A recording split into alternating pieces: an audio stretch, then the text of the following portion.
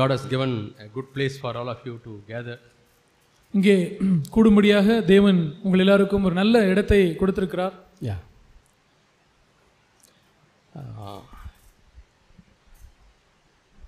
I would like to ask a question. உங்களை பார்த்து நான் ஒரு கேள்வி கேட்க விரும்புகிறேன். Who introduced Jesus? இயேசுவை யார் அறிமுகப்படுத்தியது?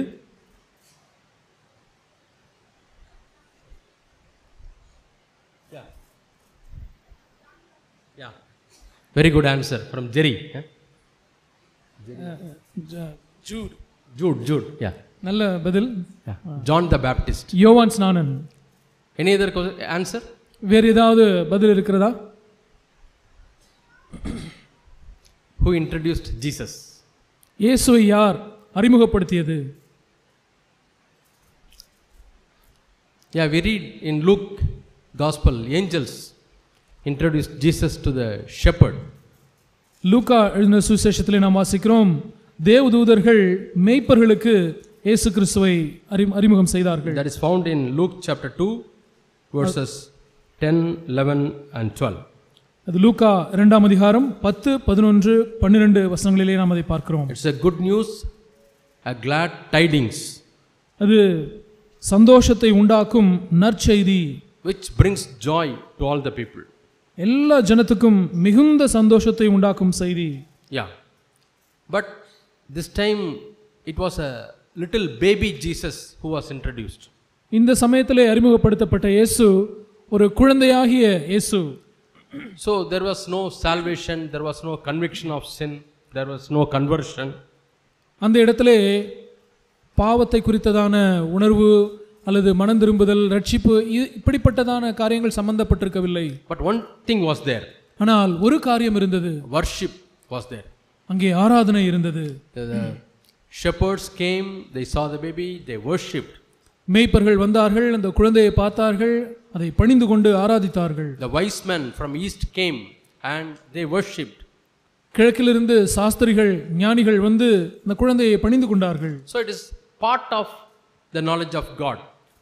God has come down as a man who is worthy to be adored, worshipped, and we need to bow down. தேவன் மனுஷனாக இந்த பூமியிலே வந்தார், அவர் ஆராதிக்கப்பட பணிந்து கொள்ளப்பட பாத்திரவானாய் இருக்கிறார் என்கிற இந்த அறிவு தேவனை பற்றி அறிகிற அறிவிலே ஒரு பகுதியாக இருக்கிறது. When you turn the next chapter, அடுத்த அதிகாரத்துக்கு நாம் திருப்பவும் போனால், we read about introduction of John the Baptist. இங்கே யோவான் ஸ்நானன் அறிமுகம் செய்கிறதை நாம் பார்க்கிறோம். See, usually when you go for some functions, நாம் ஏதோ ஒரு விசேஷங்களுக்கு நாம் செல்லும் பொழுது, a special guest has come. ஒரு சிறப்பு விருந்தினர் வந்திருக்கிறார். For example, take the college where one special function is there. உதாரணமாக ஒரு கல்லூரியிலே ஒரு சிறப்பு நிகழ்ச்சி நடைபெறுகிறது என்று நாம் வைத்துக் கொள்வோம். A special speaker has come. ஒரு சிறப்பு செய்தியாளர் வந்திருக்கிறார். They will appoint one student or a faculty member to come and introduce. அங்கே அந்த கல்லூரியில் என்ன செய்வார்கள் என்றால், ஒரு மாணவரையோ அல்லது ஒரு ஆசிரியரையோ அவரை அந்த சிறப்பு விருந்தினரை, சிறப்பு பேச்சாளரை அறிமுகப்படுத்தும்படி அப்படி ஒருத்தரை நியமிப்பார்கள். Suppose there is some other person who comes to introduce the introducer. The person who is coming to introduce, he is introduced by somebody else. இப்படியே வைத்துக் கொள்வோம், அந்த சிறப்பு விருந்தினரை அறிமுகம் செய்யும்படியாக ஒருவர் வருகிறார், அவரை அறிமுகம் செய்யும்படியாக இன்னொருவர் வருகிறார். That is Luke chapter 2. அதுதான் லூக்கா 2ஆம் அதிகாரம். Luke chapter 3. 3ஆம் அதிகாரம். Yeah. So John the Baptist was ordained by God to introduce Jesus Christ. இயேசு கிறிஸ்துவை அறிமுகப்படுத்தும்படியாக தேவனால் நியமிக்கப்பட்டவர் தான் யோவான் ஸ்நானன். And he had to prepare the way for the Son of God to come. தேவனுடைய குமாரன் வருகிறதற்கு இந்த வழியை ஆயத்தம் பண்ணும்படியாக நியமிக்கப்பட்டவர் தான் யோவான். The Son of God to preach, to start his ministry, John the Baptist had to prepare a way. தேவனுடைய குமாரன் வந்து ரட்சிப்பின் வழியை அங்கே ஏற்படுத்துவதற்கு யோவான் ஸ்நானன் வந்து அவருக்கான வழியை ஆயத்தப்படுத்த வேண்டியிருந்தது. And this person who is going to introduce Jesus was introduced by God. இந்த இயேசுவை அறிமுகப்படுத்துவராக இருக்கிற இந்த யோவான் ஸ்நானன் தேவனால் அறிமுகப்படுத்தப்பட்டார். He was introduced long before Jesus was born. இயேசு பிறப்பதற்கு வெகு காலத்திற்கு முன்னதாகவே யோவான் ஸ்நானன் அறிமுகப்படுத்தப்பட்டார். Nearly 800 years before. கிட்டத்தட்ட 800 வருடங்களுக்கு முன்பதாக அறிமுகப்படுத்தப்பட்டார். Can you imagine 800 years? நினைத்து பார்க்க முடிகிறதா? 800 வருடங்கள். If a person lives for 100 years, ஒரு நபர் 100 வருடங்கள் வாழ்வாரானால், like that 8 people should live. அப்படி 8 நபர்கள் வாழ வேண்டும். It's long before. எவ்வளவோ காலத்திற்கு முன்பதாகவே God introduced John the Baptist. தேவன் யோவான் ஸ்நானனை அறிமுகப்படுத்தினார். It is found in the book of Isaiah chapter 40. அது ஏசாயா 40ஆம் அதிகாரத்திலே பார்க்க முடியும். And we read 3rd and 4th verses. 2-3 வசனங்களிலே நாம் அதை பார்க்கிறோம். Yeah, prepare the way for the Lord. கர்த்தருக்கு, தமிழிலே 3, கர்த்தருக்கு வழியை ஆயத்தப்படுத்துங்கள். And the 4th verse, 4ஆம் வசனம், all the valleys should be raised, பள்ளமெல்லாம் உயர்த்தப்படும், all the hills and mountains should be brought low, சகல மலையும் குன்றும் தாழ்த்தப்படும், and crooked ways to be made straight, கோணலானது செவ்வையாகும், and the rough paths to be made smooth. கரடு முரடானவை சமமாக்கப்படும். Then only God's Son Jesus Christ can do his work. அப்பொழுது மாத்திரமே தேவனுடைய குமாரனாகிய இயேசு கிறிஸ்து தமது வேலையை செய்ய முடியும். My dear brothers and sisters, எனக்கு அருமையான சகோதர my சகோதரிகளே, dear children, எனக்கு அருமையான பிள்ளைகளே, if Jesus has to do a work in your life, இயேசு உங்களுடைய வாழ்க்கையிலே ஒரு கிரியையை செய்ய வேண்டுமானால், this 4th verse is the preparatory work. இந்த 4வது வசனம்தான் ஒரு ஆயத்தமாக்கும்படியான ஒரு பணி. What is the work to be done? அங்கே செய்யப்பட வேண்டிய வேலை என்ன? All the valleys should be brought up, பள்ளமெல்லாம் உயர்த்தப்பட வேண்டும். and no ditch or no pit or no valley should be found in your life. உங்களுடைய வாழ்க்கையிலே எப்படிப்பட்டதான குழியோ படுகுழியோ பள்ளத்தாக்குகளோ இருக்கக்கூடாது. There are many valleys in the Bible. வேதத்திலே அநேக பள்ளத்தாக்குகளை குறித்து நாம் பார்க்கிறோம். Valley of the shadow of death. மரண இருளின் பள்ளத்தாக்கை குறித்து நாம் பார்க்கிறோம். Might be if you are afraid of death. நாம் ஏன் மரணத்தை பார்த்து பயப்படுகிறோம்? If you are afraid of death, நீங்கள் மரணத்தை பார்த்து பயப்பட்டால், or some of the young people, you may be thinking, why can't I end my life? சில வாலிபர்கள், சில இளைஞர்கள் ஏன் என் வாழ்க்கையை நான் முடித்துக் கொள்ளக்கூடாது என்று கூட எண்ணுகிறார்கள். Some voice may be speaking to you, commit suicide in your life. உங்களுடைய வாழ்க்கையிலே ஏதோ ஒரு சத்தம், நீ இப்பொழுது தற்கொலை செய்து கொள் என்று சொல்கிறதா இருக்கும். That is a valley. அது ஒரு பள்ளத்தாக்கு. There is a valley of death. அது மரணத்தின் பள்ளத்தாக்கு. Valley of darkness. அந்த இருளின் பள்ளத்தாக்கு. Yeah, some people when we see in their faces, சில ஜனங்களுடைய முகத்திலேயே நாம் அதை பார்க்க முடியும். the face will be bright. அவருடைய முகம் பிரகாசமா இருக்கும். Yeah, the brightness because of the condition of the heart. அந்த முக பிரகாசம் அது இருதயத்தினுடைய நிலைமையை காட்டுகிறதா When இருக்கிறது. there is joy in heart, இருதயத்திலே சந்தோஷம் இருக்கும் பொழுது your face will be glowing. உங்களுடைய முகம் ஜொலிக்கும். But when something is wrong in your heart, ஆனால் ஏதோ ஒரு காரியம் உங்களுடைய இருதயத்திலே தவறா இருக்குமானால், your spirit is defiled, உங்களுடைய ஆவி கரைப்பட்டு இருக்குமானால், there will be a shadow of darkness in your face. உங்களுடைய முகத்திலே ஒரு மரணத்தின் ஒரு நிழல் இருக்கும். இருளின் நிழல் இருக்கும். Shadow of darkness in your face. உங்களுடைய முகத்திலே இருளின் நிழல் காணப்படும். Why your face is not bright? ஏன் உங்களுடைய முகம் பிரகாசமா இல்லை? God saw such a face in Cain. அப்படிப்பட்ட ஒரு முக பாவனையை ஆண்டவர் காயினிடத்திலே பார்த்தார். Why your face has become different? ஏன் உன்னுடைய முகநாடி வேறுபட்டிருக்கிறது? Does it mean suddenly he has grown a big beard? அப்படி என்றால் உடனடியாக ஏதோ ஒரு நீளமான தாடி முளைத்து விட்டதா? Or has he applied some cream? அல்லது ஏதோ ஒரு கிரீம் பூசிக்கொண்டானா காயின்? No, God is not going to see the cream and other things. இல்லை, தேவன் கிரீம் பூசுவதையோ இல்ல மற்ற காரியங்களையோ பார்க்கிறது இல்லை. He looks at the face. அவர் முகத்தை பார்க்கிறார். And why your face has changed? உன்னுடைய முகம் ஏன் வேறுபட்டிருக்கிறது? Yeah, that time the shadow of darkness has come upon Cain's face. ஆம், அந்த சமயத்திலே காயினுடைய முகத்திலே ஒரு இருளின் நிழல் வந்து விட்டது. Yeah, it is because he has committed a sin. ஏனென்றால் அவன் பாவம் செய்து விட்டிருந்தான். He has killed his brother. அவன் தன்னுடைய சகோதரனை கொலை செய்திருந்தான். He threw stone at his brother. தன்னுடைய சகோதரன் மீது கல்லெறிந்திருந்தான். And his face has changed. அது நிமித்தமாக அவனுடைய முகம் வேறுபட்டது. That is the law in spiritual life. அதுதான் ஆவிக்குரிய வாழ்க்கையிலும் ஒரு பிரமாணமாக இருக்கிறது. Whenever something goes wrong in your life, உங்களுடைய வாழ்க்கையிலே எப்பொழுதாகிலும் ஏதாவது தவறாய் போகுமானால், and you have not settled it, அதை நீங்கள் சரி செய்யாதிருப்பீர்களானால், you have not come to God, நீங்கள் தேவனிடத்திற்கு வராதிருப்பீர்களானால், you have not gone to the people to settle it, ஜனங்களிடத்திலே சென்று அந்த காரியத்தை சரிப்படுத்தாமல் இருப்பீர்களானால் it can be seen in your face. அதை உங்களுடைய முகத்திலே பார்க்க முடியும். Might be many people cannot identify it or discern it. ஏன் அநேகர் இதை கண்டுகொள்ளவோ அல்லது அதை நிதானிக்கவோ முடியவில்லை? Many people may not be able to identify. அநேகர் அதை அடையாளம் கண்டுகொள்ள முடியாதிருக்கிறார்கள். But few people can discern. ஆனால் ஒரு சிலர் அதை பகுத்தறிய முடியும். His face is not like before. இவருடைய முகம் முன்பு இருந்தது போல இல்லை. Something is wrong. ஏதோ ஒரு தவறு இருக்கிறது. There is a valley. அதுதான் ஒரு பள்ளத்தாக்கு. You have not settled. நீங்கள் காரியத்தை சரி செய்யவில்லை. You have not filled that valley. அந்த பள்ளத்தாக்கை நீங்கள் நிரப்பவில்லை. Might be some depression. ஏதோ ஒரு அழுத்தம் இருக்கலாம். Mental depression. மன அழுத்தம் இருக்கிறது. And you are not talking freely to people. ஜனங்களிடத்திலே நீங்கள் விடுதலையாய் பேசுகிறதில்லை. You are thinking about the same problem again and again, again and again, again and again. ஒரே பிரச்சனை குறித்து நீங்கள் திரும்பமாக யோசித்துக் கொண்டே இருக்கிறீர்கள். You have forgot about the promises of God. தேவனுடைய வாக்குத்தத்தங்களை நீங்கள் மறந்து விட்டீர்கள். You have forgot about the love of God. தேவனுடைய அன்பை மறந்து விட்டீர்கள். You have forgot about the God's plan which he has for you. உங்களுக்கென்று தேவன் வைத்திருக்கிற அந்த திட்டங்களை எல்லாம் மறந்து விட்டீர்கள். Might be unbelief has come into your life. ஒருவேளை உங்களுடைய வாழ்க்கையிலே அவிசுவாசம் வந்து விட்டது. You feel very desperate.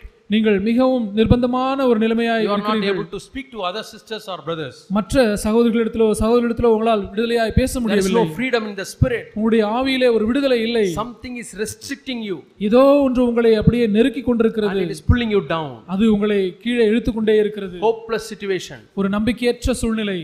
That then comes a depression.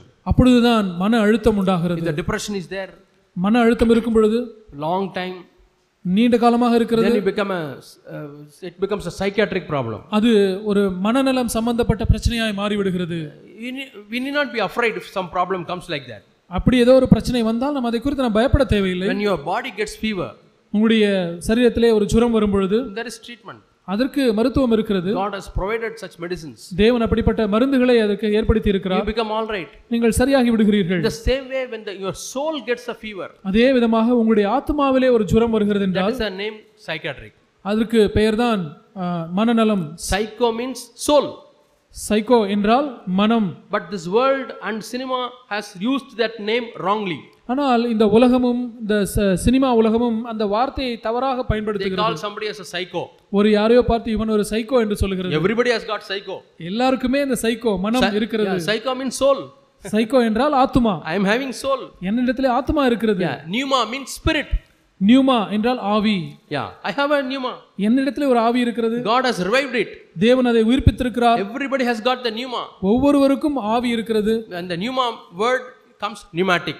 அந்த நியூமா என்ற வார்த்தையிலிருந்து தான் நியூமேட்டிக் என்ற வார்த்தை வருகிறது. The world they say air pressure.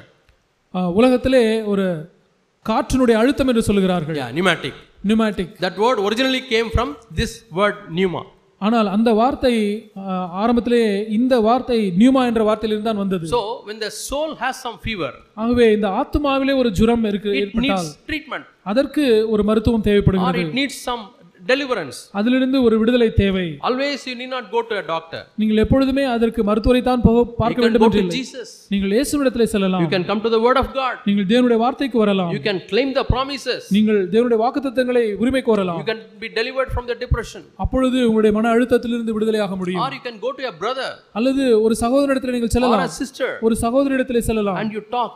நீங்கள் அவரிடத்திலே பேசலாம். When you talk to them, அவர்களோடு நீங்கள் பேசும் பொழுது all the pressures in your soul is released. உங்களுடைய இருதயத்திலே இருக்கிறதான எல்லா அழுத்தங்களும் அது வெளியேறுகிறது. Other person may not be an expert. மற்ற நீங்கள் கேட்டுக்கொண்டிருக்கிற நபர் அவர் ஒரு நிபுணராக இருக்க தேவையில்லை. The freedom is not because the other person is expert. அந்த நீங்கள் பேசுற அந்த நபர் ஒரு நிபுணராக இருக்கிறபடினாலே உங்களுக்கு விடுதலை வருகிறது இல்லை. The freedom is because you start sharing. நீ ஏன் விடுதலை வருகிறது என்றால் நீங்கள் அந்த காரியங்களை எல்லாம் பகிர்ந்து கொள்கிறபடினாலே. Sharing is like pouring out.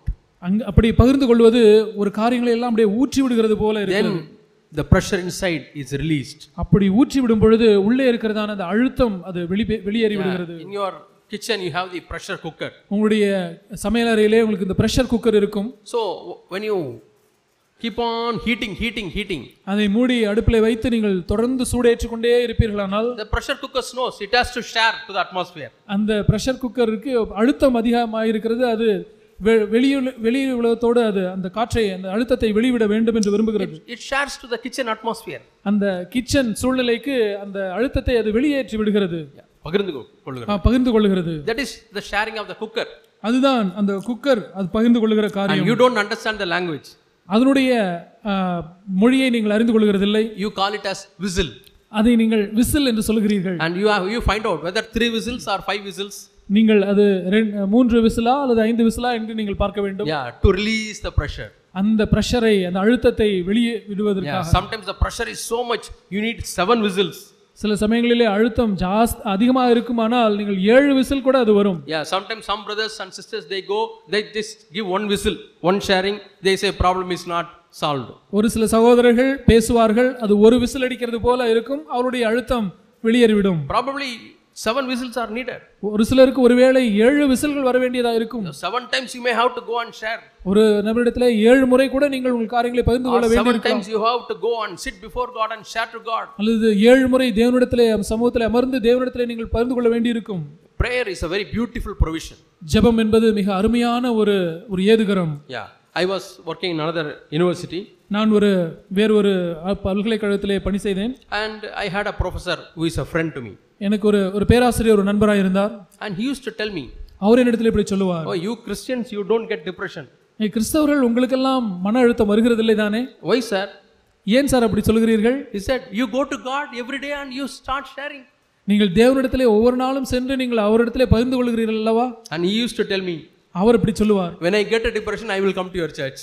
எனக்கு மன அழுத்தம் வரும்போது நான் உங்கள் சபைக்கு வருகிறேன் என்று அவர் சொல்லுவார். A worldly man has got that understanding. பாருங்கள், ஒரு உலக மனிதனுக்கு இந்த புரிந்து கொள்ளுதல் இருக்கிறது. When we pray to God, நாம் தேவனிடத்திலே ஜெபிக்கும் பொழுது we are pouring out all our pressures to God. நம்முடைய எல்லா அழுத்தங்களையும் தேவனிடத்திலே நாம் பகிர்ந்து கொள்கிறோம். All your burdens you share with God. நம்முடைய எல்லா பாரங்களையும் தேவனிடத்திலே நாம் பகிர்ந்து கொள்கிறோம். And when you come out of that, அதிலிருந்து நாம் வெளியே வந்து விடுகிறோம். You are released from the pressure. எல்லா அழுத்தங்களிலிருந்தும் வெளியேறி விடுகிறோம். All the valleys are now filled up. இப்பொழுது எல்லா பள்ளத்தாக்குகளும் நிரப்பப்பட்டு விடுகிறது. Children can do that.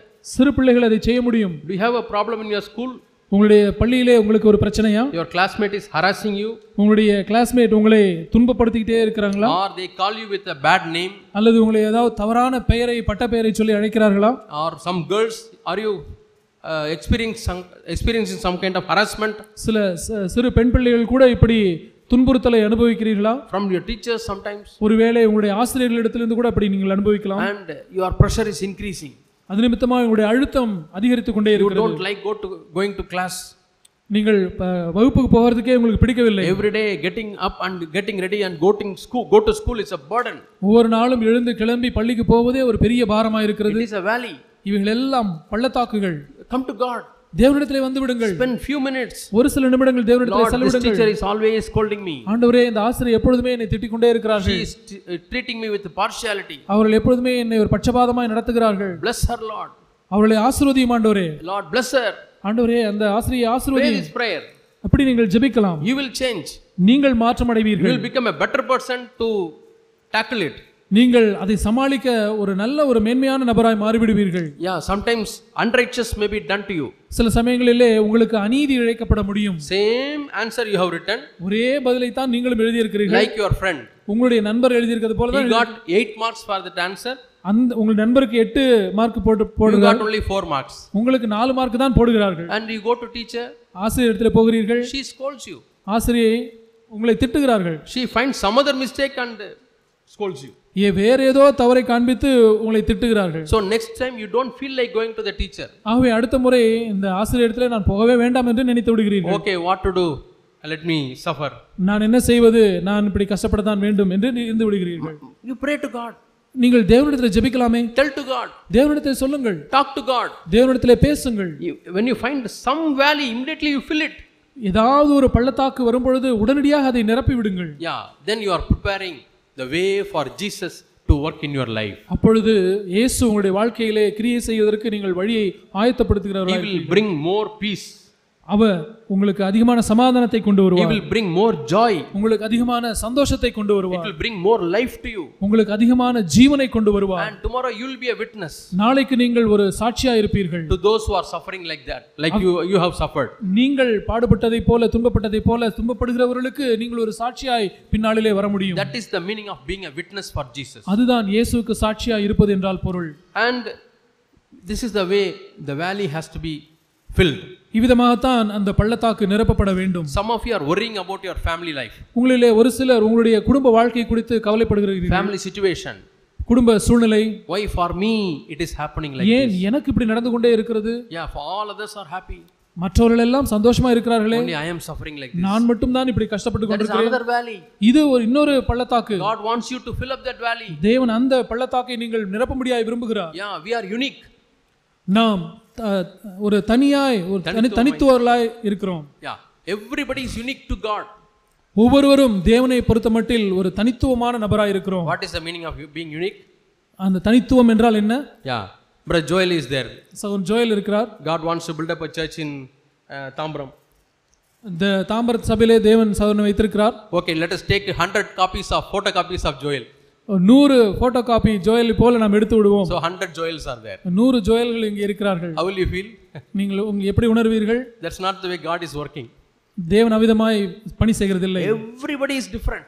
ஒவ்வொருவரும் வித்தியாசமானவர்களாய் இருக்கிறார்கள். Your voice is different. நம்முடைய குரல் வித்தியாசமா இருக்கிறது. In my university, என்னுடைய பல்கலைக்கழகத்திலே there are I think including students and staff, there are 50,000 people. எங்களுடைய மாணவர்களையும் சேர்த்து ஆசிரியர்கள் எல்லாம் சேர்த்து 50,000 பேர் இருக்கிறார்கள். More than that. அதை காட்டிலும் அதிகமாக இருப்பார்கள். And when everybody goes and stands before the biometric, எல்லாரும் அந்த பயோமெட்ரிக் என்று வைத்திருக்கிற அந்த கருவி முன்னாக ஒவ்வொருத்தரும் போய் நிற்கும் பொழுது my photo comes. என்னுடைய போட்டோ தான் வருகிறது. When somebody else comes and stands, வேறு ஒருவர் வந்து அதுக்கு நின்றால் not my photo, his photo comes. என்னுடைய போட்டோ வருகிறது இல்லை, அந்த நபருடைய போட்டோ வருகிறது. How? எப்படி? All 50,000 people are different. எல்லா 50,000 பேரும் வித்தியாசமானவர்களாக இருக்கிறார்கள். Everybody is unique. ஒவ்வொருவரும் தனித்துவமாக இருக்கிறார்கள். This world, so many billions of people are there. இந்த உலகத்திலே எத்தனையோ கோடிக்கணக்கான நபர்கள் இருக்கிறார்கள். No two people have the same finger. எந்த ஒரு இரண்டு பேருடைய விரல் அந்த கை ரேகையை பார்த்தாலும் அது ஒன்றாக இருக்காது. They are different. அது வித்தியாசமா இருக்கிறது. That God wants to say something. தேவன் அதன் மூலமாக ஒன்றை சொல்ல விரும்புகிறார். God wants to say that you are unique. நீங்கள் தனித்துவமான நபர் என்பதை தேவன் சொல்ல விரும்புகிறார். If you are unique, நீங்கள் தனித்துவமான நபராக இருந்தால் how can you compare with another person? அப்படி இருக்கும் பொழுது நீங்கள் எப்படி உங்களை மற்ற நபரோடு ஒப்பிட முடியும்? If I am another copy of Joel, நான் ஜோயலுடைய இன்னொரு பிரதியா இருப்பேனானால், and another person is another copy, இன்னொரு நபர் இன்னொரு பிரதியா இருப்பாரானால், you can compare. நீங்கள் அப்படி ஒத்து பார்க்க முடியும். Oh, this is not good. ஓ, இது சரியில்லை. This is right. இது நல்லா இருக்கிறது. This copy ink is more. இந்த பிரதியிலே இங்க் ஜாஸ்தியா இருக்கிறது. Like that you can compare. அவிதமாக ஒத்து பார்க்கலாம். But how can you compare different things? ஆனால் வித்தியாசமான காரியங்களை நீங்கள் எப்படி ஒத்து பார்க்க முடியும்? You can never compare. ஒருபோதும் அப்படி ஒத்து பார்க்க முடியாது. You are unique. ஏனென்றால் நீங்கள் தனித்துவமான நபராக இருக்கிறீர்கள். So if we compare ourselves with others, ஆகவே நாம் மற்றவர்களோடு நம்மை ஒப்பிட்டு பார்ப்போமானால் we are doing a mistake. நாம் ஒரு தவறை செய்கிறோம். We cannot compare. நாம் அப்படி ஒத்து பார்க்க முடியாது. Lord, I am unique. நான் தனித்துவமான நபர். The way you made me is different. ஆண்டவரே, நீர் என்னை உருவாக்கின விதம் வித்தியாசமா இருக்கிறது. Thank you, Lord. நன்றி ஆண்டவரே. I am not like others. நான் மற்றவர்களைப் போல அல்ல. I will never compare me with others. நான் என்னை ஒருபோதும் மற்றவர்களோடு ஒப்பிட முடியாது. I will never compare my family with other family. என்னுடைய குடும்பத்தை நான் மற்றவர்களுடைய குடும்பத்தோடு நான் ஒப்பிடவே மாட்டேன். So many people what they do? ஆகவே அநேகர் என்ன செய்கிறார்கள்? They compare. அவர்கள் ஒப்பிட்டு பார்க்கிறார்கள். Oh, I am like this. நான் இப்படி இருக்கிறேனே. Oh, he is like this. அவர் அப்படி இருக்கிறார். Oh, they are like that. அவர்கள் அப்படி இருக்கிறார்கள். It brings a valley. அது ஒரு பள்ளத்தாக்கை உண்டு பண்ணுகிறது. And what is the problem of the valley? அந்த பள்ளத்தாக்கினுடைய பிரச்சனை என்ன? God is not able to do a work in you. அது நிமித்தமாய் தேவன் உங்களிடத்திலே ஒரு கிரியை செய்ய முடியாது இருக்கிறது. God wants to do a work in everybody. தேவன் ஒவ்வொருவருடைய வாழ்க்கையிலும் கிரியை செய்ய விரும்புகிறார். For that the prerequisite is that all the valleys should be filled up. அதற்கு ஒரு முன் நிபந்தனையாக இந்த எல்லா பள்ளத்தாக்குகளும் நிரப்பப்பட வேண்டும். And the second one is, அந்த இரண்டாவது காரியம், all the mountains to be brought low. சகல மலையும் தாழ்த்தப்பட வேண்டும். Yeah, that is another preparatory work God wants to do. தேவன் செய்ய விரும்புகிற இன்னும் ஒரு ஆயத்த பணி இது. All the mountains to be brought low. எல்லா மலைகளும் தாழ்த்தப்பட வேண்டும். John the Baptist was a great man. யோவான் ஸ்நானன் மிகப்பெரிய ஒரு நபர். And this is the prophecy for John the Baptist. இதுதான் யோவான் ஸ்நானனை குறித்த வாக்குத்தத்தம். What is this mountain? இந்த மலை என்றால் என்ன? Yeah, some people have a depression. சிலருக்கு மன அழுத்தம் இருக்கிறது. And some people have overconfidence. சிலருக்கு அதீத நம்பிக்கை இருக்கிறது. I am. நான் தான் என்கிற ஒரு I can do. என்னால் எதையும் செய்ய முடியும். There is nobody like me. என்னை போல யாருமே இல்லை. Yeah, God has given you a lot of abilities. தேவன் உங்களுக்கு அதிகமான திறமைகளை கொடுத்திருக்கிறார். Might be you are getting first rank in your school. தொடர்ந்து ஒருவேளை நீங்கள் பள்ளியிலே முதல் ரேங்க் வாங்கி கொண்டே Very இருக்கிறீர்கள். good marks you are getting. நல்ல மதிப்பெண்களை பெறுகிறீர்கள். Nothing wrong in getting good அதிலே marks. நல்ல மதிப்பெண்கள் பெறுவதில் எந்த தவறும் இல்லை. But it should not make you pride. ஆனால் அது உங்களை பெருமைக்கு நேராக நடத்தக்கூடாது. It should not make you to build a mountain. அது உங்களை ஒரு பெரிய மலையை கட்ட நடத்திவிடக் கூடாது. Mountain is a hindrance for God to work in your life. மலையானது தேவன் உங்கள் வாழ்க்கையிலே கிரியை செய்வதற்கு ஒரு தடையா இருக்கிறது. Bible says God is opposed to the proud. வேதம் சொல்லுகிறது தேவன் பெருமை உள்ளவர்களுக்கு எதிர்த்து நிற்கிறார். It is not only that God is not able to work. தேவன் உங்களோடு கிரியை செய்ய முடியாமல் இருப்பது மாத்திரமல்ல, He is resisting you. அவர் உங்களை எதிர்க்கிறார். Yeah. How can we find whether we are proud or not? நாம் பெருமையா இருக்கிறோமா இல்லையா என்பதை நாம் எப்படி கண்டுபிடிக்க முடியும்? In our dealings with others. மற்றவர்களோடு நாம் செய்கிற காரியங்கள். Yeah, you can find out whether you are proud. அதிலே நாம் பெருமையா இருக்கிறோமா இல்லையா என்பதை கண்டுபிடித்து விட முடியும். When brothers are meeting, சகோதரர்கள் கூடும் பொழுது, or they are sharing, அல்லது அவர்கள் பகிர்ந்து கொள்ளும் பொழுது, when they say something, யாராவது ஒருவர் ஒன்றை சொல்லும் பொழுது, suddenly you feel bad. இதோ ஒரு தவறாய் நீங்கள் உணர்கிறீர்கள். And you are not able to love the brothers. அந்த சகோதரர்களை நீங்கள் நேசிக்க முடியவில்லை. It's because of the pride. அது பெருமை நிமித்தமாய் வந்த காரியம். Because they have not treated you properly. ஏனென்றால் அவர்கள் உங்களை சரியாக நடத்தவில்லை. I am a great man. நான் ஒரு பெரிய நபர். He has not given me the due respect. எனக்கு ஏற்ற மரியாதையை அவர் கொடுக்கவில்லை. I will not come to this church hereafter. நான் இப்பொழுது இந்த சபைக்கு நான் வரமாட்டேன். There are many people like that. அநேகர் இப்படி இருக்கிறார்கள். I don't know whether in our midst people are like that. நம்ம மத்தியிலே அப்படி இருக்கிறார்களா இல்ல? But in other churches there are people. ஆனா மற்ற சபைகளில் அப்படி ஜனங்கள் இருக்கிறார்கள். The dignity I deserve is not given to me. அவர்களுக்கு இருக்கிறதான அந்த சுய மரியாதை அதை கொடுக்கப்படவில்லை என்று நினைக்கிறார்கள். In one church where I was going, நான் சென்று கொண்டிருந்த ஒரு சபையிலே, one family stopped coming. ஒரு குடும்பம் வருவதை நிறுத்திவிட்டார்கள். Okay, 1 week the pastor thought might be they have a stomach pain or something. அந்த பாஸ்டர் நினைத்தார் ஒருவேளை அவர்களுக்கு ஏதோ வயிற்று வலி ஏதாவது இருக்கலாம், அதனால் வரவில்லை என்று நினைத்தார். Next week also they didn't come. அடுத்த வாரமும் அவர்கள் வரவில்லை. Third week also they didn't come. மூன்றாவது வாரமும் வரவில்லை. So he went and asked them. அவை பாஸ்டர் சென்று விசாரித்தார். Why you didn't come? ஏன் நீங்கள் சபைக்கு வருகிறதில்லை? Pastor, you know the reason but you are asking me.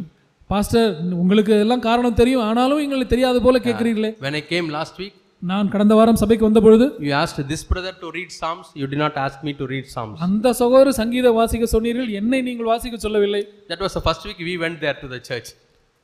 முதல் தடவையாக நான் அந்த சபைக்கு நான் போயிருந்த நாள். They asked us to share from psalms.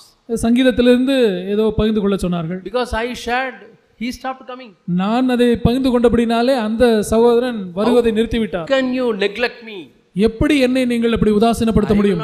நான் சபைக்கு வர மாட்டேன். If you neglect me, என்னை நீங்கள் உதாசீனப்படுத்தினால், I will neglect the church. நான் சபையை உதாசீனப்படுத்துவேன். I will neglect God. தேவனை உதாசீனப்படுத்துவேன். Yeah, I don't want anything. எனக்கு எதுவுமே வேண்டாம். How stupid people are. எவ்வளவு மதீனமாய் இருக்கிறார்கள் ஜனங்கள். If somebody neglects church, is the church going to lose or he is going to lose? யாராவது சபையை அப்படி உதாசீனப்படுத்தி தள்ளிவிட்டால் இழப்பு யாருக்கு? சபைக்கா அவருக்கா? It is only he is going to அவர்தான் loss. அவர்தான் இழப்பை சந்திக்கிறார். And children learn the spirit.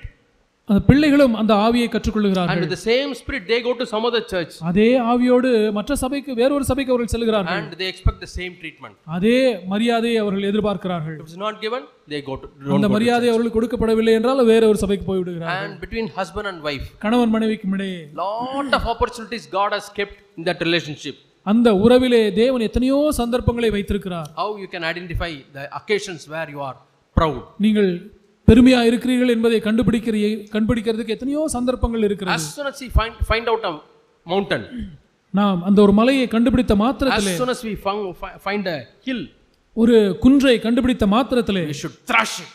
அதை நாம் தூக்கி எறிந்து விட வேண்டும். Because it is hindrance for God to work. ஏனென்றால் தேவன் எனக்குள்ளா கிரியை செய்வதற்கு அது ஒரு தடையா இருக்கிறது. Some of us are not growing for many years. நம்மிலே அநேக வருடங்களாக வளராமலே இருக்கிறோம். We are in the same spiritual level. ஒரே ஆவிக்குரிய நிலைமையிலேயே இருக்கிறோம். No growth. வளர்ச்சியே இல்லை. Probably it is because you have a mountain. அதோட பிரச்சனை என்னவென்றால் உங்களுக்கு ஒரு மலை இருக்கிறது. And the mountain you have not cared to remove it. அதை தகர்த்தெறிய நீங்கள் கவனமாய் இல்லை. And that prevents God from working in your life. அது உங்களுடைய வாழ்க்கையிலே தேவன் கிரியை செய்வதற்கு தடையா இருக்கிறது. And all the crooked things should be made straight. கோணலானவைகள் செவ்வையாக்கப்பட வேண்டும். How is our thought? நம்முடைய சிந்தை எப்படி இருக்கிறது? Are we scheming something? இதோ நாம் திட்டமிடுகிறோமா? Yeah. Or are we guileless? அல்லது நாம் கபடற்றவர்களா இருக்கிறோமா? Yeah. God wants us to be guileless like a dove.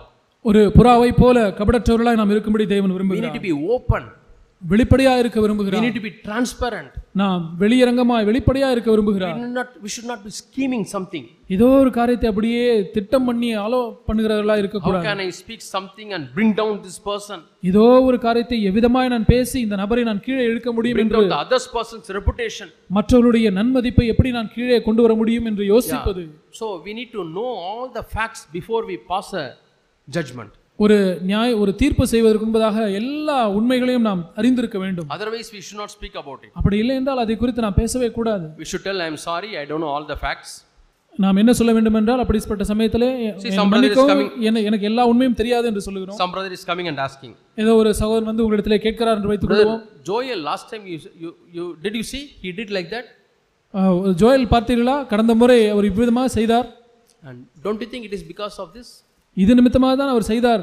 Should he continue to stand in the pulpit? அவரை புல்பிட்டிலே தொடர்ந்து நிற்க வைக்க வேண்டுமா? Is he fit? Our தகுதியானவரா? What you should say? நீங்கள் என்ன சொல்ல வேண்டும்? I am sorry brother. Sorry brother, I don't know all the facts. எனக்கு எல்லா உண்மைகளும் தெரியாது. So I can't say anything. ஆகவே நான் எதையும் சொல்ல முடியாது. That's the best way to say. அதுதான் சிறந்த வழி. It protects your spirit. அது உங்களுடைய ஆவியை பாதுகாக்கும். From getting defiled. அது கரைப்படுவதிலிருந்து உங்களுடைய ஆவியை அது பாதுகாக்கும். So always we have to take care that our spirit does not get defiled. நம்முடைய ஆவி கரைப்படுத்தப்படாதிருக்கும்படிக்கு நாம் எப்பொழுதுமே ஜாக்கிரதையாக இருக்க வேண்டும். And sometimes in our dealing with others, நம்ம மற்றவர்களோடு இடைபடுகிற காரியத்திலே it is very rough and tough. நாம் மிக கரடுமுரடாய் நடந்து கொள்கிறோம். We have to be smooth. நாம் மென்மையாய் பேச வேண்டும். Yeah, that's why the fourth verse, all the rough things should be made smooth. நான்காம் வசனம், கரடுமுரடானவை சமமாக்கப்படும். When the parents speak to children, பெற்றோர்கள் பிள்ளைகளிடத்திலே பேசும் பொழுது how do you speak? எப்படி பேசுகிறார்கள்? Is it rough and tough? ஒரு கரடுமுரடாய் பேசுகிறார்களா? Or is it smooth? அல்லது மென்மையாய் பேசுகிறார்களா? Similarly, when children speak to your parents, அதே விதமாக பிள்ளைகள் பெற்றோர்களிடத்திலே பேசும் பொழுது how to speak smoothly? எப்படி மென்மையாய் பேசுவது? Speak with respect. மரியாதையோடு கனத்தோடு பேச வேண்டும். Speak with dignity. ஒரு கண்ணியத்தோடு பேச வேண்டும். We should not speak roughly to anybody. யாரிடத்திலும் நான் கரடுமுரடாய் பேசக்கூடாது. Yeah. So, and also our dealings. நாம் மற்றவர்களோடு இடைபடுகிற காரியங்களிலே விதத்திலே should be smooth. அது மிருதுவாய் இருக்க வேண்டும். Should not what is the meaning of rough? கரடுமுரடு என்றால் என்ன? It hurts others. மற்றவர்களை அது காயப்படுத்துகிறது. Our words can be very sharp, hurting others. நம்முடைய வார்த்தைகள் மற்றவர்களை காயப்படுத்தும் அளவுக்கு கூர்மையாக இருக்க முடியும். So, this is what God told just before he was introducing John the Baptist. யோவான் ஸ்நானனை அறிமுகப்படுத்துவதற்கு முன்பதாக இந்த காரியங்களை தான் அவரை குறித்து ஆண்டவர் சொன்னார். This is the way you have to prepare for Jesus.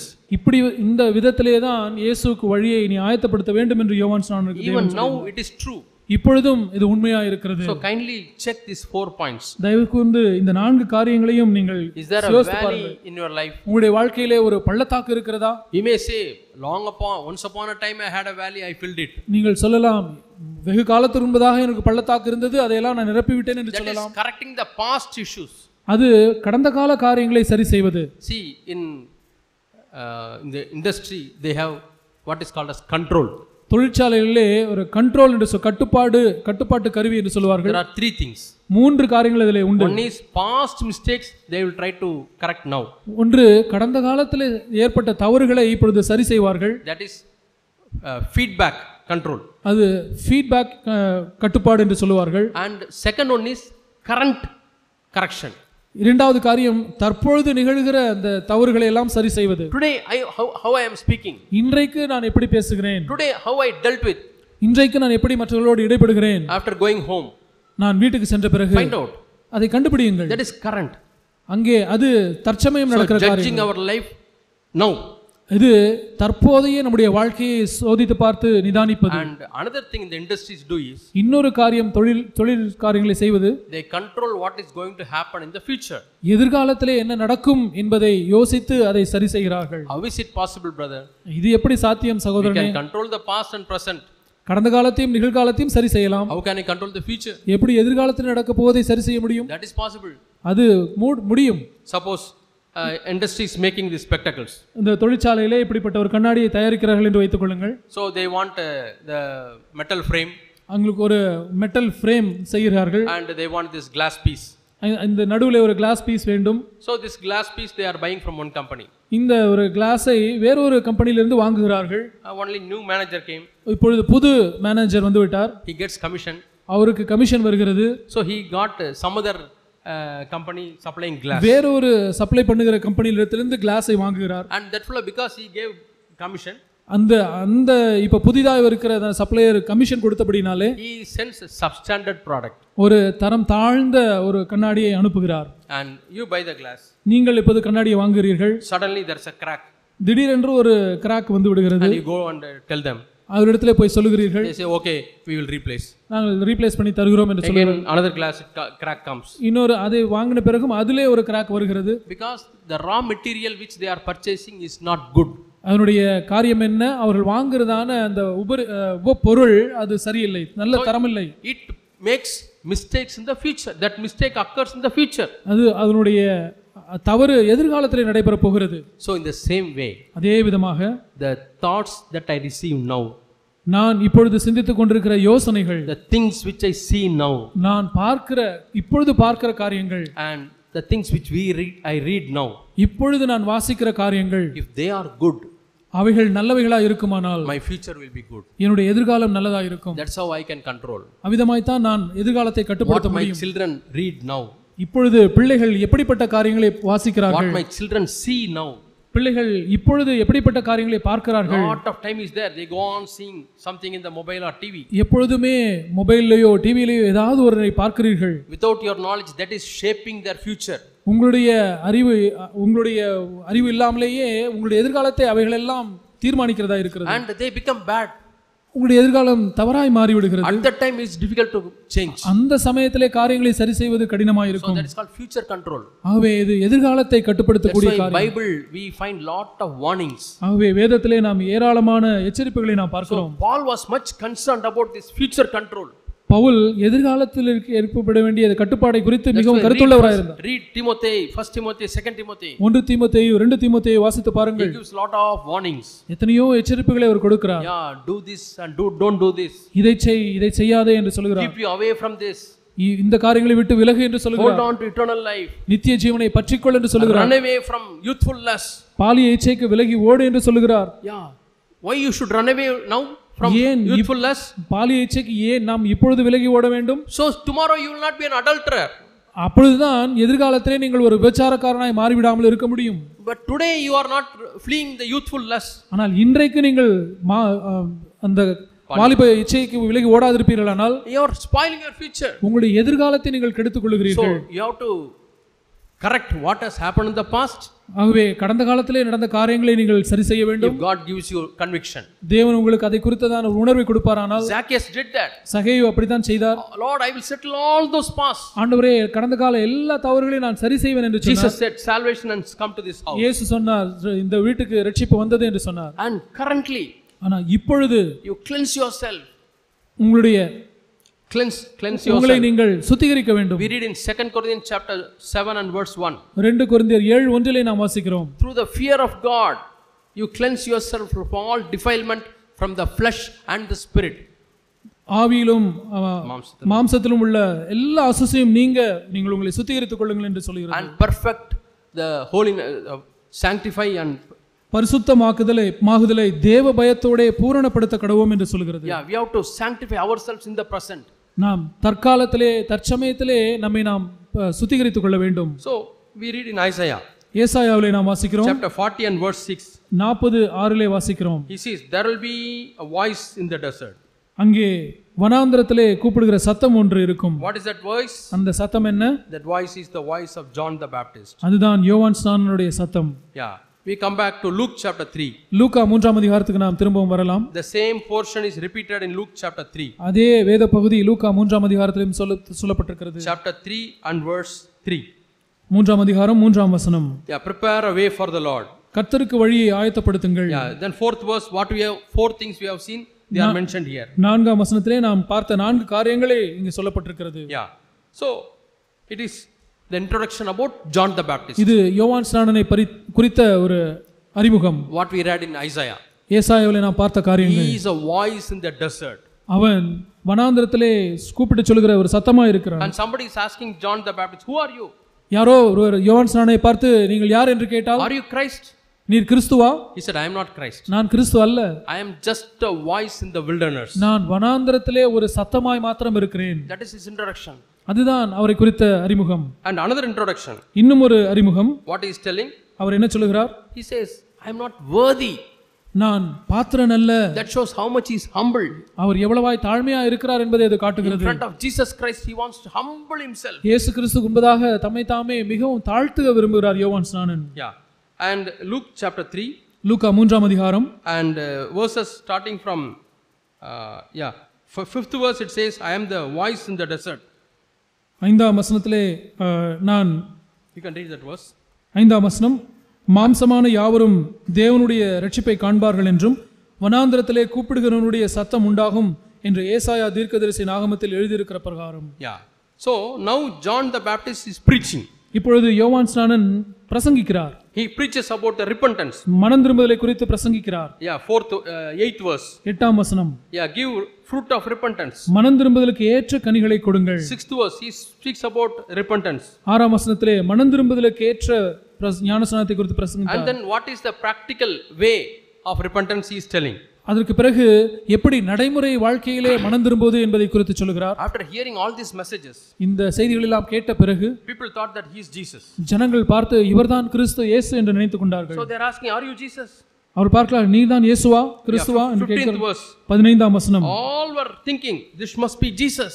எல்லோரும் இவர்தான் கிறிஸ்துவா இருக்க கூடும் என்று ஜனங்கள் எண்ணம் கொண்டார்கள். And 16th verse John is telling, 16ஆம் வசனத்திலே யோவான் சொல்லுகிறார், I am giving you baptism in water. நான் ஜலத்தினால் உங்களுக்கு ஞானஸ்நானம் கொடுக்கிறேன். Somebody more mightier than me is coming. என்னிலும் வல்லவர் ஒருவர் வருகிறார். I am not even worthy to untie the latches of his shoes. அவருடைய பாதரட்சைகளின் வாரை அவிழ்க்கிறதற்கும் நான் பாத்திரன் அல்ல. And he will baptize you with the Holy Spirit and fire. அவர் பரிசுத்த ஆவியினாலும் அக்கினியினாலும் உங்களுக்கு ஞானஸ்நானம் கொடுப்பார். So this is how John the Baptist is introducing Jesus Christ. இவ்விதமாகத்தான் யோவான் ஸ்நானன் இயேசு கிறிஸ்துவை அறிமுகப்படுத்துகிறார். He could have introduced in so many other words. எத்தனையோ வித்தியாசமான வழிகளிலே இயேசு கிறிஸ்துவை யோவான் ஸ்நானன் அறிமுகப்படுத்தியிருக்க முடியும். But God wanted John to introduce in this way. ஆனால் தேவன் இயேசு கிறிஸ்துவை யோவான் ஸ்நானன் இவ்விதமாய்த்தான் அறிமுகப்படுத்த வேண்டும் என்று விரும்பியிருந்தார். In what way?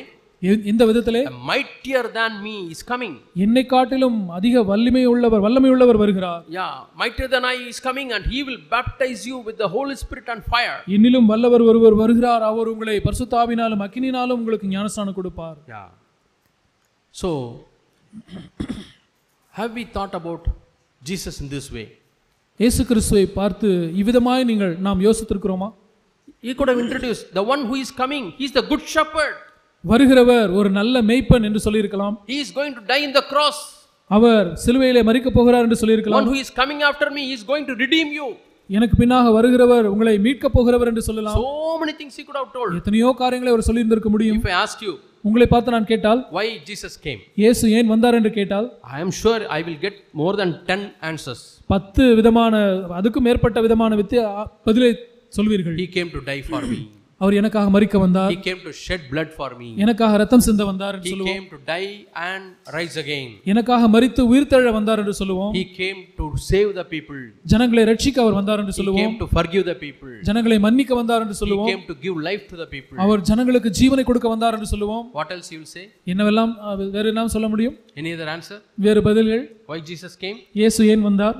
To make me holy. என்னை பரிசுத்தவானாக்க வந்தார். To prepare the church. சபையை ஆயத்தப்படுத்த வந்தார். So many answers are there. எத்தனையோ பதில்கள் இருக்கிறது. Might be, I remember, I imagine like this. நான் விதமாக கற்பனை செய்து பார்க்கிறேன். Heavenly Father is working in his office. Heavenly Father is sitting in his office. பரலோக பிதா நம்முடைய அலுவலகத்தில் உட்கார்ந்து பணி செய்து கொண்டிருக்கிறார். And he has got a file. அவரிடத்திலே ஒரு கோப்பு வருகிறது. He took a no, he has a file. அவரிடத்திலே ஒரு ஃபைல் இருக்கிறது. He took a pen. ஒரு பேனா எடுக்கிறார். And started writing. ஏதோ ஒரு காரியத்தை எழுத ஆரம்பிக்கிறார். Now I want to introduce, I finished introducing John the Baptist. யோவான் ஸ்நானனை நான் அறிமுகப்படுத்தி விட்டேன், அது முடிந்துருச்சு. A sound in the desert. A voice in the desert. வனாந்திரத்திலே கூப்பிடுகிறவனுடைய ஒரு சத்தம். Yeah. Now I want to introduce Jesus. இப்பொழுது நான் இயேசுவை அறிமுகப்படுத்த விரும்புகிறேன். How shall I tell John? யோவான் இடத்திலே இயேசுவை இப்படித்தான் அறிமுகப்படுத்த வேண்டும் என்று எப்படி நான் சொல்லுவேன்? Savior, இரட்சகரா, Redeemer, மீட்பரா, shepherd, மேய்ப்பரா, life giver, ஜீவனை கொடுக்கிறவரா, life changer. ஜீவனை வாழ்க்கையை மாற்றுகிறவரா? What all you know, you put it in the list.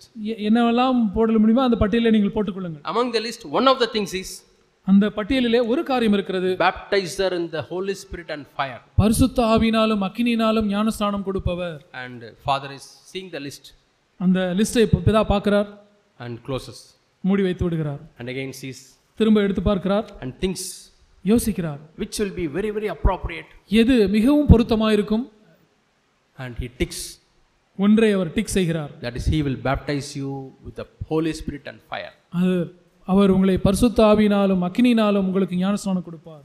Is there any important truth in that? அதிலே அந்த தலைப்பிலே ஏதாவது ஒரு முக்கியமான சத்தியம் இருக்கிறதா? Yes, that is the priority. ஆம், அது ஒரு முன்னுரிமை கொடுக்கப்பட வேண்டிய ஒரு காரியம். Has Jesus come to baptize you with the fire and the Holy Spirit? இயேசு கிறிஸ்து வந்து பரிசுத்த ஆவியினாலும் அக்கினியினாலும் உங்களுக்கு ஞானஸ்நானம் கொடுக்க வந்திருக்கிறார். Yeah. Is that purpose fulfilled in my life? அந்த நோக்கம் என்னுடைய வாழ்க்கையிலே நிறைவேறி இருக்கிறதா? Otherwise, இல்லாவிட்டால் the very first and priority thing why Jesus came is not fulfilled in me should bring a need in my life. அப்படி அது என்னுடைய வாழ்க்கையிலே நிறைவேறாது இருக்குமானால் இயேசு கிறிஸ்து வந்ததனுடைய நோக்கம் நிறைவேறாதது நிமித்தம் என்னுடைய வாழ்க்கையிலே ஒரு தேவையை அது உண்டு பண்ணுகிறதா இருக்க வேண்டும். You may say, brother, don't take that particular portion and tell me. இந்த ஒரு வேத பகுதியை மாத்திரம் வைத்துக்கொண்டு இப்படி எல்லாம் நீங்கள் சொல்லாதீர்கள் சகோதரனே என்று சொல்லலாம். Okay brother, leave Luke gospel. லூக்கா சுவிசேஷத்தை விட்டு விடுங்கள். We come to John's gospel. யோவான் சுவிசேஷத்திற்கு வருவோம். Because John was with Jesus so many years. John was with Jesus. ஏனென்றால் யோவான் இயேசுவோடு அநேக வருடங்களாய் இருந்தவர். John the apostle. அப்போஸ்தலனாகிய யோவான். Yeah, he lived a long time. அதிக வருடமாய் அவர் வாழ்ந்தார். Maybe up to 95 years. ஒருவேளை 95 வயது வரை அவர் வாழ்ந்தார். He has seen the church.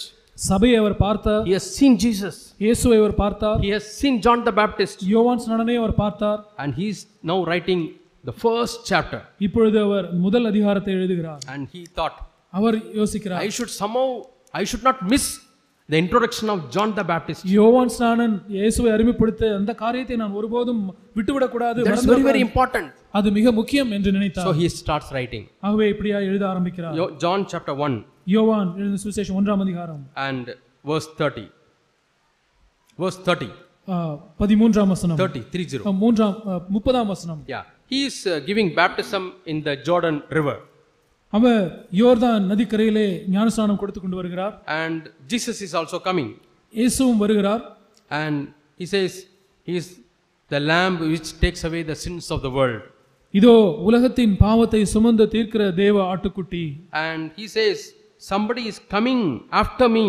எனக்கு பின் ஒருவர் வருகிறார். He is greater than me. அவர் என்னிலும் மேன்மை உள்ளவர். 31st verse. 31ஆம் வசனம். I also did not know him. நானும் இவரை அறியாதிருந்தேன். See, Jesus and John the Baptist, they were related. இயேசுவும் யோவானும் அவர்கள் உறவினர்களாய் இருந்தார்கள். Because when Elizabeth was carrying, ஏனென்றால் எலிசபெத் கர்ப்பிணியாக இருந்த பொழுது Mary got the news from the angel. மரியாளுக்கும் தேவதூதனிடத்திலிருந்து ஒரு செய்தி வந்தது. That Jesus is going to be born in her womb. மரியாளுடைய உன்னுடைய வயிற்றிலே இயேசு பிறப்புக்கு போகிறார் என்ற செய்தியை பெற்றுக்கொண்டார். And she came to see Elizabeth. மரியாள் எலிசபெத்தை பார்க்க போனார்கள். And when Mary saw Elizabeth, this child was shaking with the Holy Spirit. மரியாள் எலிசபெத்தை பார்க்க சென்ற பொழுது எலிசபெத்தில் வயிற்றில் இருந்த அந்த குழந்தை பரிசுத்த ஆவியினாலே துள்ளியது. Yeah. So it says that they were closely related. அது எதை காண்பிக்கிறது? அவர்கள் இருவரும் மிக நெருங்கிய உறவினர்கள். No, it is written closely related. நெருங்கிய உறவினர்கள் என்று எழுதப்பட்டிருக்கிறது. So John the Baptist knew Jesus and Jesus was junior in age. யோவான் ஸ்நானன் இயேசுவை அறிந்திருந்தார். இயேசு யோவான் ஸ்நானனுக்கு இளையவராய் இருந்தார். Might be 30 years he would have known him, met him in the temple, in the synagogue. 30 வருடங்களாக அவர்கள் தேவாலயத்திலே அங்கே பார்த்திருக்கலாம், அங்கே சந்தித்திருக்கலாம். But what does he say? 31st verse. I also do not know him. ஏன் 31ஆம் வசனத்திலே அவர் இப்படி சொல்கிறார்? நானும் இவரை அறியாதிருந்தேன் என்று ஏன் சொல்கிறார்? I did not know him as the son of God. அவர் தேவனுடைய குமாரன் என்று நான் இவரை அறியாதிருந்தேன். He would have thought Jesus as one of the prophets. அவர் இயேசு ஒரு தீர்க்கதரிசிகளிலே ஒருவர் என்று கூட அவர் நினைத்திருந்திருக்கலாம். Like Elijah. எலியாவை போல, like Elisha, எலிசாவை போல, like Jeremiah. எரேமியாவை போல. That's what most of the religious people were thinking. இப்படித்தான் அந்த நாட்டில் இருந்த மத சம்பந்தப்பட்ட ஜனங்கள் நினைத்துக் கொண்டிருந்தார்கள். So John the Baptist also was thinking like that. யோவான் ஸ்நானனும் அப்படித்தான் யோசித்துக் கொண்டிருந்தார். That's why he says, I did not know him. அதனால தான் அவர் சொல்கிறார், நானும் இவரை அறியாதிருந்தேன். And I came to give baptism in order to reveal Jesus to Israel. இவர் இஸ்ரவேலுக்கு வெளிப்படும் பொருட்டாக நான் ஜலத்தினாலே ஞானஸ்நானம் கொடுக்க வந்தேன் என்றார். I came to give baptism for only one ministry. நான் ஞானஸ்நானம் கொடுக்க வந்தது ஒரே ஒரு ஊழியத்துக்காக தான். To manifest Jesus to Israel. இயேசுவை இஸ்ரவேலுக்கு நான் வெளிப்படுத்த வேண்டும். And what does he say? அவர் என்ன சொல்கிறார்? When he was giving baptism, அவர் ஞானஸ்நானம் கொடுத்த பொழுது the Holy Spirit came on Jesus like a dove. பரிசுத்த ஆவியானவர் புறாவை போல ரூபம் கொண்டு அவர் மேலே வந்தார். Yeah, he came as a dove and he rested on Jesus. இவர் மேல் வந்து தங்கினார். He remained on Jesus. அவர் மேலே தங்கி இருந்தார், இயேசு மேல் தங்கி இருந்தார். That phrase is very very important. அந்த வாக்கியம் மிக மிக முக்கியமானது. Until then, on all the people in the Old Testament, Holy Spirit will come upon them and he will leave. அது வரைக்கும் பரிசுத்த ஆவியானவர் பழைய ஏற்பாட்டு ஜனங்களுடைய மேலே வருவார், அமர்ந்து பிறகு போய் விடுவார். He will come, they will do one ministry and he will leave. பரிசுத்த ஆவியானவர் வருவார், அவர் மீது இருப்பார், ஒரு ஊழியத்தை செய்வார்கள், அதற்கு பிறகு ஆவியானவர் போய் விடுவார். Because their hearts were not yet cleansed by the blood of Christ. ஏனென்றால் அவருடைய இருதயம் இன்னும் கிறிஸ்துவின் இரத்தத்தினால் சுத்திகரிக்கப்படாமல் இருந்தது. So Holy Spirit could not remain upon them. ஆகவே பரிசுத்த ஆவியானவர் அவர் மீது தங்கி இருக்க முடியாது இருந்தது. The first person upon whom the Holy Spirit decided to remain was Jesus. பரிசுத்த ஆவியானவர் வந்து தங்கி இருக்கும்படியாக தீர்மானித்த முதல் நபர் இயேசு. I told you he is the first person. அவர் முதல் நபர் என்று நான் சொன்னேன் அல்லவா? And we are all the rest of the people. நாம் எல்லாரும் அதற்கு பின்னே வருகிற மீதமுள்ள ஜனங்கள். The Holy Spirit decides to come and stay on you. பரிசுத்த ஆவியானவர் வந்து உங்கள் மீது உங்களோடு தங்கி இருக்கும்படி விரும்புகிறார். Because your hearts were cleansed by the blood of Christ. ஏனென்றால் உங்களுடைய இருதயங்கள் எல்லாம் கிறிஸ்துவினுடைய இரத்தத்தினாலே கழுவப்பட்டிருக்கின்றன. So he says, I saw the Holy Spirit coming upon him. ஆகவே அவர் சொல்லுகிறார், இவர் மேல் பரிசுத்த ஆவியானவர் வந்து தங்கினதை கண்டேன். And 33rd verse, 33ஆம் வசனம், I also did not know him. நானும் இவரை அறியாதிருந்தேன். See, 2 times he is telling. பாருங்கள், 2 முறை அதை அவர் சொல்லுகிறார். When something is repeated twice, it has got some meaning. ஏதோ ஒரு காரியம் 2 முறை திரும்ப சொல்லப்பட்டிருக்குமானால் அதற்கு ஒரு அர்த்தம் இருக்கிறது. I also thought he is simply a Jesus. நானும் அவர் ஏதோ ஒரு இயேசு என்று நினைத்திருந்தேன். He came to save people. ஜனங்களை ரட்சிக்க வந்தார். But I did not know him that he will baptize with the Holy Spirit and fire. அவர் பரிசுத்த ஆவியினாலும் அக்கினியாலும் ஞானஸ்நானம் கொடுக்கிறவர் என்று நான் இவரை அறியாதிருந்தேன். Yeah. Now he says, 33rd verse. 33ஆம் வசனத்தில் இப்போது சொல்கிறார், The one who sent me to give baptism. ஞானஸ்நானம் கொடுக்கும்படி என்னை அனுப்பினவர். Who is that person? யார் அந்த நபர்? Children, tell me. பிள்ளைகள் சொல்லுங்கள். I want to know whether you are listening. நீங்கள் கவனிக்கிறீர்களா என்று இல்லையா என்று தெரிய வேண்டும். Who sent John the Baptist to give baptism? ஞானஸ்நானம் கொடுக்கும்படி யார் அனுப்பினது யோவான் ஸ்நானனை? God. தேவன். God. தேவன். Yeah. Very good answer. நல்ல பதில். The precise answer is Father. துல்லியமான பதில் என்னவென்றால் பிதா. God the Father sent me to give baptism so that Jesus can be introduced. யோவான் சொல்கிறார், பிதா நான் ஞானஸ்நானம் கொடுக்கும்படி அனுப்பினார், அதன் மூலமாக இயேசுவை இஸ்ரவேலுக்கு வெளிப்படுத்த அவர் விரும்பினார். I want all of you to read 33rd verse and meditate on it. நீங்கள் எல்லாரும் 33ஆம் வசனத்தை வாசித்து தியானிக்கும்படியாக நான் விரும்புகிறேன். Who is this person? இந்த நபர் யார்? God is telling John. தேவன் யோவானை பார்த்து சொல்கிறார், John, யோவான், you will baptize people. நீ ஜனங்களை எல்லாம் அப்படி ஞானஸ்நானம் கொடுப்பாய். Pharisee 1, பரிசேயர் நம்பர் 1, Pharisee 2, பரிசேயர் 2, Pharisee 101. 101வது பரிசேயன். These are roll numbers for the Pharisees. இதெல்லாம் பரிசேயர்களுக்கு ரோல் நம்பர். And Sadducees, சதுசேயர்கள் வருகிறார்கள். 303. 303வது சதுசேயர். All are coming and he is giving baptism. எல்லாரும் வருகிறார்கள், ஞானஸ்நானம் கொடுத்து கொண்டே இருக்கிறார். But there will be one person. ஆனால் ஒரு நபர் வருவார். And when he takes baptism, அவர் ஞானஸ்நானம் பெறும் பொழுது you can see with your eyes. உன்னுடைய கண்களாலே நீ பார்க்க முடியும். The Spirit of God will come down and rest upon him. தேவனுடைய ஆவியானவர் வந்து அவர் மீது தங்கி இருப்பார். He is the person who will baptize you all with the fire and Holy Spirit. அந்த நபர் தான் உங்கள் எல்லாரையும் பரிசுத்த ஆவியினாலும் அக்கினியினாலும் உங்களுக்கு ஞானஸ்நானம் கொடுக்கிறவர். This is what God told John the Baptist. இதைத்தான் தேவன் யோவான் ஸ்நானனுக்கு சொல்லி இருந்தார். Read 33rd verse. 33ஆம் வசனத்தை வாசியுங்கள். Whomever this Holy Spirit comes and rests. ஆவியானவர் இறங்கி யார் மேல் தங்குவதை நீ காண்பாயோ, he is the Son of God. அவர்தான் தேவகுமாரன். So now you understood why John the Baptist was given the work of baptism. இப்பொழுது யோவான் ஸ்நானனுக்கு ஏன் இந்த ஞானஸ்நானம் கொடுக்கிற வேலை கொடுக்கப்பட்டது என்று புரிந்து கொள்கிறோம். Of course the Pharisees were repented. நிச்சயமாகவே பரிசேயர்கள் மனம் திரும்பினார்கள். We can't say no. அதனால இல்லை என்று சொல்ல முடியாது. But the primary purpose is, ஆனால் பிரதானமான நோக்கம் என்னவென்றால், that to find out who is Jesus. யார் இயேசு என்பதை கண்டுபிடிக்க வேண்டும் என்பதுதான் அதனுடைய பிரதான And நோக்கம். it was the will of God that John the Baptist should find out Jesus in Jordan River. யோர்தான் நதிக்கரையிலே இயேசுவை யோவான் ஸ்நானன் கண்டுபிடிக்க வேண்டும் என்பது தேவனுடைய சித்தமாக இருந்தது. When he was doing his work, தன்னுடைய வேலையை யோவான் ஸ்நானன் செய்து கொண்டிருந்த பொழுது, when somebody was baptized, யாரோ ஒருவர் ஞானஸ்நானம் கொடுக்கப்பட்ட பொழுது, Holy Spirit will come on him. பரிசுத்த ஆவியானவர் வந்து அவர் மேல் தங்குவார்.